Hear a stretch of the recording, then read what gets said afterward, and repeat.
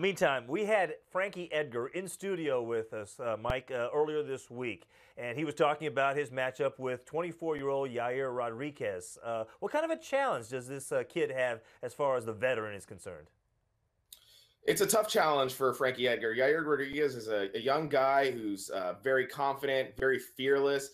He also is a guy who has yet to lose in the UFC, brimming with confidence. He hasn't quite faced anybody of Frankie Edgar's caliber, but this is kind of turns out to be a classic grapplers versus striker fight.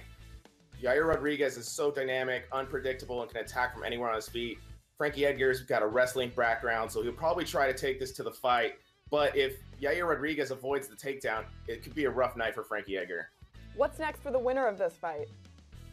This obviously depends on who wins, but if Yair Rodriguez wins, he has a claim to the title shot. He will be on an 11-fight win streak, and at that point, he'll be 9-0 in the UFC. He will only have had 12 fights at that point in his career, which doesn't necessarily seem like a lot, but that's the same amount of fights that Chris Weidman had before his middleweight title fight against Anderson Silva. It's similar to how many fights Cody Garbrandt had before challenging Dominic Cruz for the title at UFC 207. So Cub Swanson's on a 4-fight win streak and is ranked higher, but nobody in that win streak has the name or the record like Frankie Edgar would to kind of bump Rodriguez out of the next title shot. Lamas is another guy ranked ahead of him, but he's only got 1-fight win streak under his belt. So Yair Rodriguez, a win could put him in that title shot, and he's looking to get that title shot after this win. I don't know if he'll call for it, but that's what he expects. Frankie Edgar, if he wins, he's probably still on the outside looking in the title picture. He needs another fight at the very least before returning to title contention. It was less than a year ago. He lost a fight to Jose Aldo for the belt at UFC 200. So maybe somebody like Ricardo Lamas or the Korean Zombie, both top 5 fighters, are people that he could fight to try and build up a series of wins. It also depends on whether or not Jose Aldo defeats Max Holloway at UFC 212. If Aldo wins, it's a longer road for Frankie Edgar. Aldo has defeated Edgar twice in his career, and Edgar needs to be rooting for Max Holloway to get that win.